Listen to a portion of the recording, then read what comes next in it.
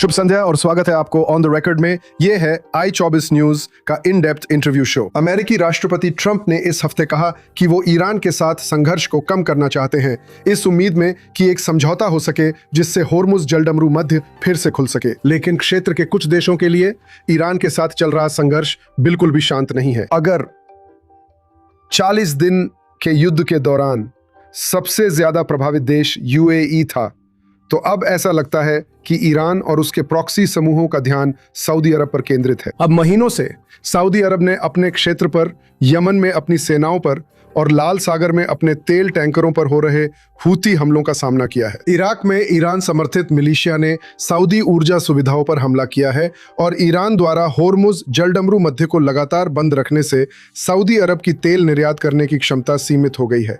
और फिर भी रियाद तेहरान के साथ खुला संवाद जारी रखे हुए है और माना जाता है कि इन संपर्कों ने 40 दिन के युद्ध को समाप्त करने में काफी योगदान दिया। इसी दौरान इन लगातार हमलों के बीच सऊदी अरब ने सप्ताहांत में तुर्की और पाकिस्तान के साथ एक समझौते पर हस्ताक्षर किए हैं, जिसका उद्देश्य संयुक्त रक्षा गठबंधन बनाना है ताकि संयुक्त निरोधक क्षमता और सुरक्षा को बढ़ाया जा सके। लेकिन सऊदी अरब का पाकिस्तान के साथ पहले से ही पिछले साल से एक रणनीतिक सुरक्षा गठबंधन है, लेकिन इससे ईरान और उसके प्रॉक्सी समूहों को सऊदी अरब को निशाना बनाने से नहीं रोका जा सका। तो क्या यह नया गठबंधन सऊदी अरब की क्षेत्र में रुख को बदलने वाला है? और ईरान के हमलों को रोकने के लिए रियाद कौन से कदम उठा रहा है, जबकि वो ईरानी शासन के साथ संवाद भी बनाए रख रहा है? खैर, इन सब बातों को समझने के लिए शो में एक बार फिर अब्दुल अजीज अल खमीस का स्वागत करना मेरे लिए खुशी की बात है।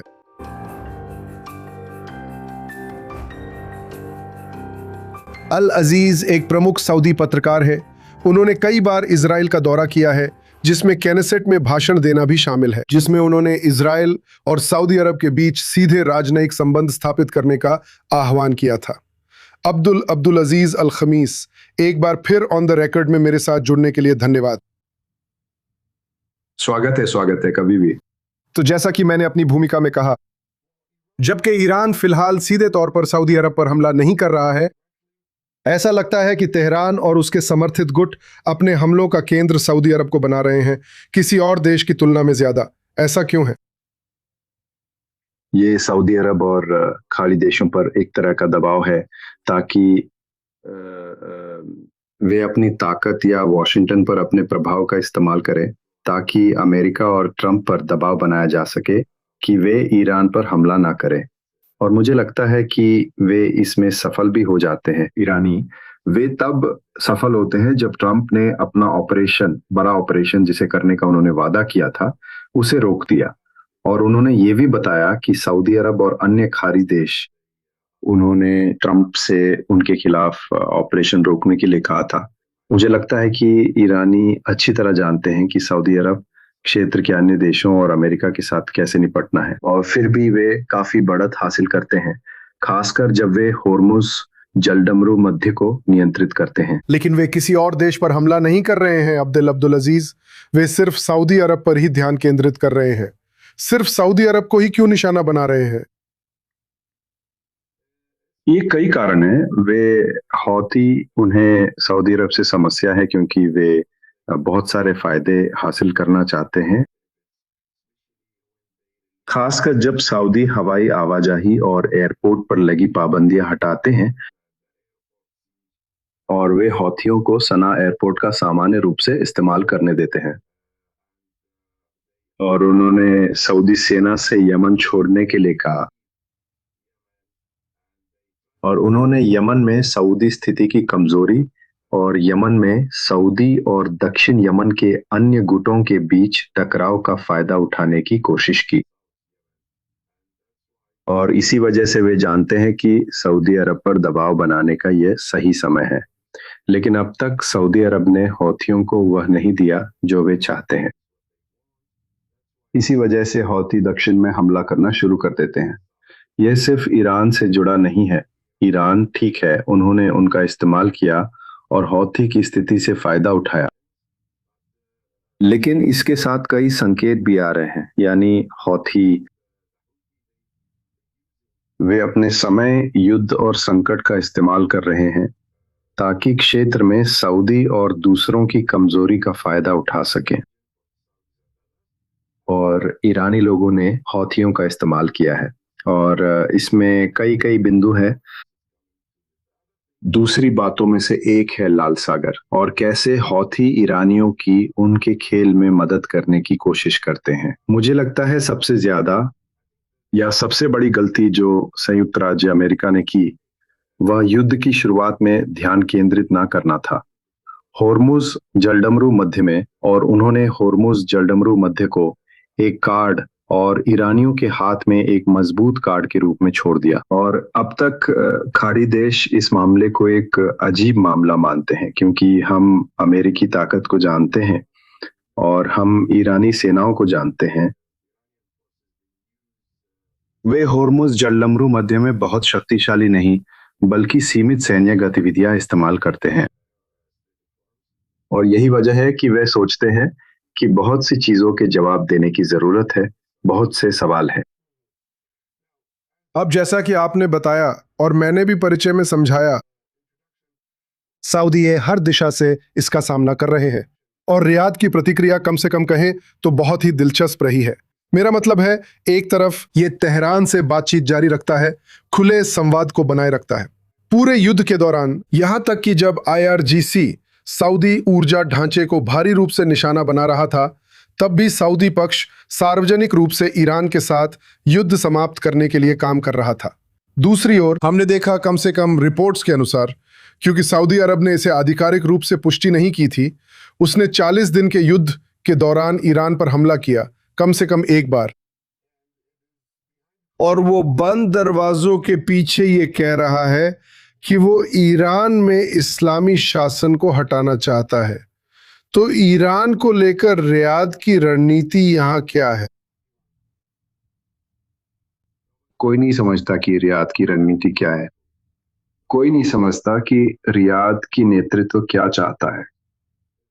हर कोई सवाल करता है, यहां तक कि सऊदी भी, कि देश क्या चाहता है। क्या ईरान दुश्मन है या दोस्त? क्योंकि पहले ही सऊदी अरब का ईरान के साथ एक समझौता है और इस समझौते को सऊदी ने नहीं रोका है। यहां तक कि ईरानी भी उन पर हमला करते हैं। दूसरी बात है, वे अब भी ईरानी नेतृत्व से बात करते हैं, जैसे सरकार और सरकार के अन्य हिस्से, विदेश मंत्री या प्रधानमंत्री। और फिर भी सऊदी के खिलाफ युद्ध गतिविधियों के दौरान भी संवाद बना रहता है। और यही वजह है कि लोग इसे समझ नहीं पाते। वहां के कुछ सऊदी धड़े या नेता, उन्होंने कहा कि हम क्षेत्र को शांत रखने या बनाए रखने में मदद करना चाहते हैं। हमें एक नया युद्ध नहीं चाहिए। यह युद्ध हमारा युद्ध नहीं है। ये सऊदी, अमेरिकी और इजरायली युद्ध है। ये हमारा युद्ध नहीं है। हमें इसमें शामिल नहीं होना चाहिए। लेकिन अंत में यह युद्ध हमारे खिलाफ है, इजरायली के खिलाफ नहीं। और अगर ईरान भी, वे नहीं, यहाँ तक कि इजरायली भी, वे गाजा या दक्षिण लेबनान में अपनी गतिविधियां नहीं रोकते। लेकिन ईरानी, वे सऊदी अरब, कुवैत और बहरीन पर ध्यान केंद्रित करते हैं और वे इजरायली को दक्षिण लेबनान में जो चाहें करने देते हैं। और यही अजीब सवाल और अजीब बात है, क्योंकि हमें, कम से कम हमें ईरानी के खिलाफ कुछ ठोस रुख अपनाने की जरूरत है और उन्हें रोकने की जरूरत है, ना कि सऊदी और यहाँ तक कि हूतियों पे हमला करने के लिए। हूती अब वे फिर से यमन में यमनी सरकार के खिलाफ बड़े पैमाने पर अभियान शुरू कर रहे हैं और इसका मतलब है कि वे समझते हैं कि शक्ति संतुलन में बदलाव आ रहा है और वे सोचते हैं कि ये सही समय है और एक सुनहरा मौका है जिसका फायदा वे उठा सकते हैं, जिसे वे सऊदी की कमजोरी कहते हैं। अब आपने शक्ति संतुलन की बात की। शुक्रवार को हमने जो ताजा कदम देखा वो था मक्का समझौता सऊदी अरब और तुर्की के बीच और पाकिस्तान। इस समझौते में कहा गया है कि किसी एक देश पर हमला तीनों देशों पर हमला माना जाएगा। तो क्या यह संदेश ईरान के लिए है? मुझे लगता है कि पाकिस्तान और तुर्की में जो लोग हैं वे ये कहने की कोशिश करते हैं कि यह समझौता किसी भी देश के खिलाफ नहीं है, यहाँ तक कि ईरान के भी नहीं। और हम अच्छी तरह जानते हैं कि पाकिस्तान की सेना और ईरान के रेवोल्यूशनरी गार्ड्स के बीच संबंध कैसे हैं। ईरान में रेवोल्यूशनरी गार्ड्स के साथ उनके बहुत अच्छे संबंध हैं और वे हमेशा पाकिस्तान वे मध्यस्थ हैं, ईरान के दुश्मन नहीं हैं। यहाँ तक कि ईरान ने सऊदी अरब पर और अन्य देशों पर भी हमला किया। तुर्की उनके ईरान के साथ बहुत अच्छे संबंध है और वे आर्थिक रूप से लाभ उठाते हैं। अब इस समय तेल की बड़े पैमाने पर तस्करी पाकिस्तान भेजी जा रही है, सेना और सीमा पुलिस की नजरों के सामने, और कोई उन्हें छूता भी नहीं है। यहाँ तक कि तुर्की के साथ भी बहुत ज्यादा तस्करी हो रही है और बहुत सारे ऑपरेशन रेवोल्यूशनरी गार्ड द्वारा तुर्की और पाकिस्तान में दूसरे पक्षों के साथ मिलकर आयोजित किए जा रहे हैं और वहाँ एक बड़ी और मजबूत संबंध है और वे भविष्य के बारे में सोचते हैं, वित्तीय और आर्थिक अवसरों के बारे में। अगर ईरान का संयुक्त राज्य अमेरिका के साथ अच्छा समझौता हो जाता है, वे ईरान को खोना नहीं चाहते। ईरान भविष्य में एक बड़ा बाजार है। तो सऊदी अरब को इससे क्या फायदा हो सकता है इस समझौते से? कोई नहीं जानता, कोई नहीं जानता, कुछ भी नहीं है, कुछ भी नहीं। मैं तुम्हें कुछ बताता हूँ। तुर्की और एर्दोगान ने गाजा में जो हुआ उसके बारे में इजराइल को कितनी बार धमकी दी और उसने सोचा, और सीरिया में भी, और कुछ नहीं हुआ। ये सिर्फ बातें हैं, ये सिर्फ शब्द हैं जो आते जाते रहते हैं और किसी को इसकी परवाह नहीं है। ये सिर्फ एक फायदा है, यही हम जानते हैं, बिल्कुल वैसे ही जैसे पाकिस्तानी वो सऊदी अरब के साथ सौदों से, तुर्की के साथ सौदों से फायदा उठाते हैं। वे इस समझौते से पहले और इस समझौते के बाद बहुत सा सैन्य उपकरण निर्यात करते हैं और इसका मतलब बस इतना ही है, जैसा कि मैं देख सकता हूं, ये सिर्फ एक कागज है और आप इसे जो भी कहें, ये एक व्यापारिक और आर्थिक सौदा है जिससे उन दोनों देशों को फायदा होता है। लेकिन अब्दुल अजीज, माफ कीजिए कि मैं बीच में टोक रहा हूं, लेकिन क्या सऊदी अरब यहां भोला है? क्योंकि उनके पास पिछले साल से ही पाकिस्तान के साथ एक रणनीतिक सुरक्षा समझौता है और इससे ईरान को नहीं रोका जा सका। हूथियों और इराक की ईरान समर्थित मिलिशियाओं ने न सिर्फ सऊदी अरब पर बड़े हमले किए, बल्कि समझौते पर हस्ताक्षर होने के बाद भी हमले जारी रखे। तो साफ है कि इससे उन्हें कोई निवारक असर नहीं मिलने वाला। यथार्थ रूप से देखें तो उन्हें क्या लगता है कि वे इससे क्या हासिल करेंगे? कुछ नहीं। सऊदी लोगों को, उन्हें इससे कुछ भी फायदा नहीं होगा, सिर्फ सैन्य समर्थन मिलेगा और वे यह समर्थन बिना इस समझौते के भी पा सकते हैं। मक्का में समझौते के दिन हूथियों ने जजान रिफाइनरी और सऊदी अरब में तेल ठिकानों पर हमला किया। इसे कोई नहीं रोकेगा। ईरान ने कहा कि हम नहीं करते, ये हूती करते हैं। आपको अपनी समस्या हूतियों के साथ सुलझानी चाहिए।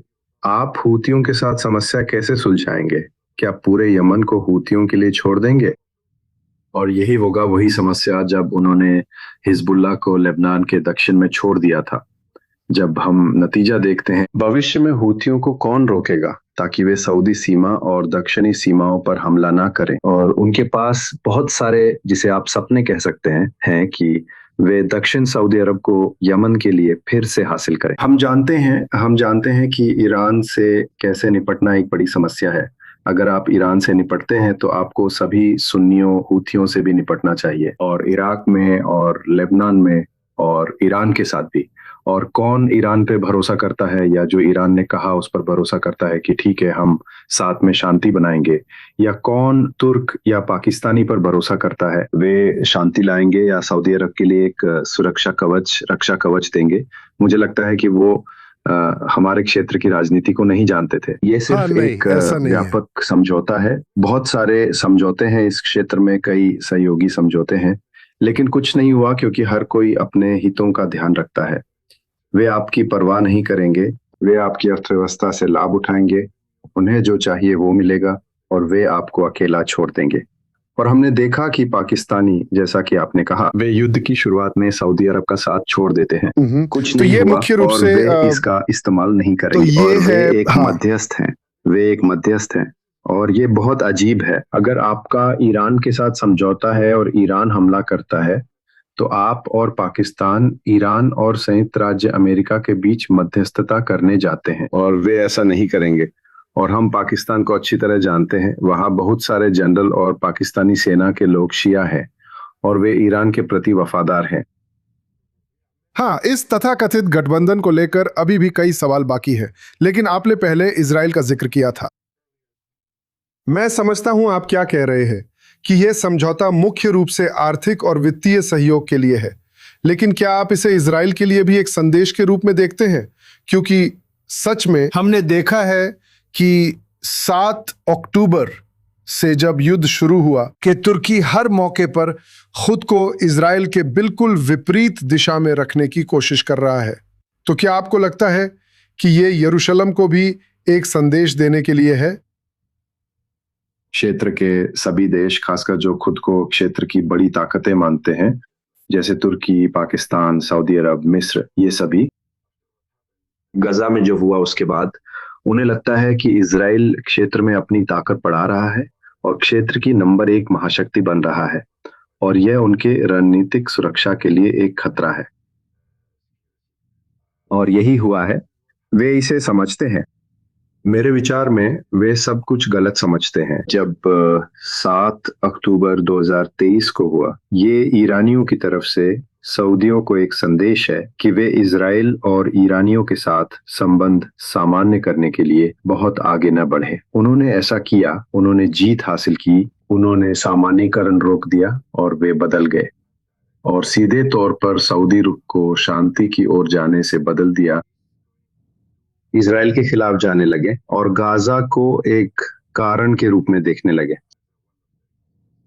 और भले ही ट्रंप प्रशासन ने बहुत कोशिश की शांति स्थापित करने और सऊदी अरब को वार्ता की मेज पर लाने की, ट्रंप वो अब तक ऐसा नहीं कर पाए हैं, क्योंकि अभी भी सऊदी लोग वे समझ नहीं पा रहे हैं इस क्षेत्र में बुराई ईरान है, और अगर कोई खतरा है तो वो ईरान से आ रहा है, और जो सऊदी अरब में शासन को हटाना चाहता है वो ईरानी है, क्योंकि वे शिया के पक्ष में लड़ते हैं, जिसे आप चरमपंथी शिया कहते हैं। और जब वे क्षेत्र में चरमपंथ को हराना चाहते हैं तो उन्हें इजराइल के साथ शांति करनी चाहिए, फिलिस्तीन में समस्या का समाधान करना और उनके और इजराइल के बीच एक समझौता करना और ईरानी परियोजना को हराना, या सऊदी और अरबों को इजराइल के साथ शांति से बाहर रखने की योजना बनाना। और एक और बात है,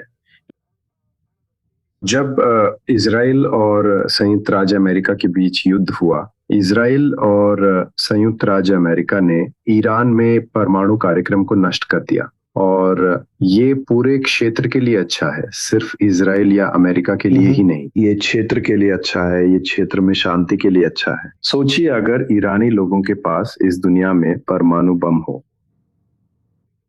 सोचिए इसके बारे में, क्या क्या क्या क्या क्षेत्र की स्थिति क्या होगी, और हम ईरान से कैसे निपट सकते हैं। दूसरी बात यह है कि हमारे क्षेत्र में शांति बनाए रखने के लिए साझा हित हैं, आर्थिक, अन्य चीजें, बहुत सारी चीजें, और वे इससे सही तरीके से नहीं निपटते। मेरी राय में उन्हें फिर से कट्टरता का मुकाबला करना चाहिए, और ईरान के खिलाफ पहली बात, न तो ईरान के साथ सहयोग करें और न ही ईरान को ये महसूस होने दें कि वे हर जगह जीत रहे हैं। और निराशाजनक। और अब्दुल्ला, आपने पिछले महीने परमाणु मुद्दे का जिक्र किया था। सऊदी अरब के लिए नागरिक परमाणु कार्यक्रम को लेकर अमेरिका सऊदी वार्ता में एक बड़ी प्रगति देखने को मिली, जो अब तक इजराइल के साथ सामान्यीकरण से जुड़ा हुआ लगता था, लेकिन बयान में ऐसा नहीं दिखा। ऐसा लगा कि यह संबंध अलग कर दिया गया है। लेकिन फिर घोषणा के एक दिन बाद राष्ट्रपति ट्रंप ने दोहराया कि नहीं नहीं नहीं, सऊदी अरब के लिए नागरिक परमाणु कार्यक्रम की पूर्व शर्त इजराइल के साथ सामान्यीकरण है। क्या सऊदी अरब इस आखिरी समय के रुख में बदलाव से हैरान था, या ये कोई बदलाव नहीं था, सिर्फ पहले हिस्से में एक चूक थी? और जब उन्होंने अमेरिका के साथ सऊदी परमाणु कार्यक्रम के बारे में बात करना शुरू किया, तो सबसे पहली चीज थी अमेरिकी विभाग, पहल संबंधों का सामान्यीकरण। ये कोई नई बात नहीं है, लेकिन शुरू से ही, मतलब पहले कदम से ही। और जब वे कहते हैं नहीं नहीं, हम यह कार्यक्रम बिना किसी सीमा और बिना किसी शर्त के रखेंगे, ये सच नहीं है। अमेरिकी वे हर जगह इसके बारे में बात करते हैं। और भले ही अगर हम कांग्रेस में जाए और हम कार्यक्रम देखें, योजना, और श्री ट्रम्प कांग्रेस को क्या सौंपेंगे, हम समझ जाएंगे। और हम करेंगे। हमारे पास पूरी तस्वीर होगी कि क्या हो रहा है। लेकिन अब तक हर कोई अपने लोगों को संतुष्ट करने के लिए बात करता है। ट्रम्प वॉशिंगटन में इसके बारे में बात करते हैं ताकि अमेरिकियों को संतुष्ट कर सकें। हम उनके साथ बिना शांति समझौते के व्यवहार नहीं करेंगे। और सऊदी अरब में सऊदी सरकार अपने लोगों से बात करती है। हमें समझ आ गया, हमारे पास कार्यक्रम है बिना कुछ दिए हुए। कुछ भी मुफ्त में ही है, मुझे लगता है इस क्षेत्र में कुछ भी क्या मुफ्त आपको नहीं लगता है कि सऊदी अरब और खाड़ी देश युद्ध के तौर तरीके को लेकर राष्ट्रपति ट्रंप से नाराज है? वे मिले जुले और उलझे हुए संदेश दे रहे थे। हम हर बात नहीं समझते इस मामले में, सऊदी मामले में। उन्होंने इजराइल के साथ शांति समझौते के बारे में बात की। हॉर्मुज में उन्होंने कहा हर दिन हम हॉर्मुज को नियंत्रित करते हैं। और ईरानी, उन्होंने कहा हम हॉर्मुज को नियंत्रित करते हैं और हमें कोई समाधान नहीं मिलता अब तक। हार्मुज हमलों में बहुत लड़ाई है और हार्मुज संयुक्त राज्य अमेरिका के अधिकार या नियंत्रण में नहीं है, बल्कि ईरानी सरकार के साथ है। वो उनसे लड़ना चाहता है, वो उन्हें मारना चाहता है। और अगले दिन उसने कहा मैं उन्हें आर्थिक रूप से तबाह कर दूंगा और मैं उनकी अर्थव्यवस्था जब्त कर लूंगा और उन्हें नुकसान पहुंचाऊंगा। और हम इस क्षेत्र में ट्रंप को भी नहीं समझते, खासकर इस युद्ध में। और मुझे लगता है कि वह दिन ब दिन अपनी स्थिति खो रहे हैं। उन्हें एक ठोस रणनीति की जरूरत है और मुझे लगता है कि उनकी रणनीति में समस्या उनके सलाहकारों से है। उन्हें उन्हें सलाह देनी चाहिए, समझे। एक रणनीति बनाए और उस रणनीति का पालन करें। अगर आप इस क्षेत्र में, खासकर इराक में, इन चरमपंथियों और अतिवादियों को खत्म करना चाहते हैं। ठीक है, आप एक बहुत ही प्रतिकूल तस्वीर पेश कर रहे हैं। मैं कह सकता हूं कि सऊदी अरब के पास कोई रणनीति नहीं है या कोई संगठित रणनीति नहीं है। और अमेरिका एक ऐसी रणनीति अपना रहा है जो इस क्षेत्र को निराश कर रही है। मुझे लगता है कि इस कट्टरपंथी शासन के साथ आगे बढ़ना बहुत चिंताजनक है। लेकिन अब हमें शो के आखिरी हिस्से की ओर बढ़ना होगा। ये एक रैपिड फायर सेगमेंट है। मैं आपको 3 तस्वीरें दिखाऊंगा और आप मुझे बताएंगे कि आपके दिमाग में सबसे पहले क्या आता है। और पहली तस्वीर वहीं से जुड़ी है जहां हमने अभी बातचीत रोकी थी। तो ये है अमेरिका के राष्ट्रपति डोनाल्ड ट्रंप। मुझे लगता है कि नहीं, क्षेत्र में कोई असली ताकत नहीं है, ताकत कम हो गई है। दिलचस्प, ठीक है।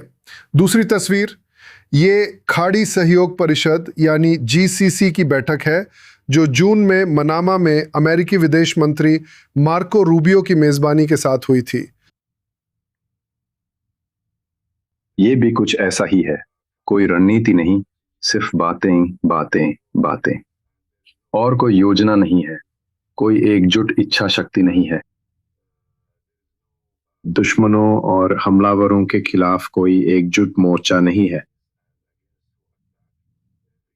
हर देश की अपनी रणनीति है और वे खाड़ी की एक साझा रणनीति की बात करते हैं, लेकिन वो एक जैसी नहीं दिखती। हाँ या नहीं? क्या आज भी जीसीसी प्रासंगिक है? ये अरब लीग जैसा बन गया है। कुछ नहीं, बस बैठकें और बातें।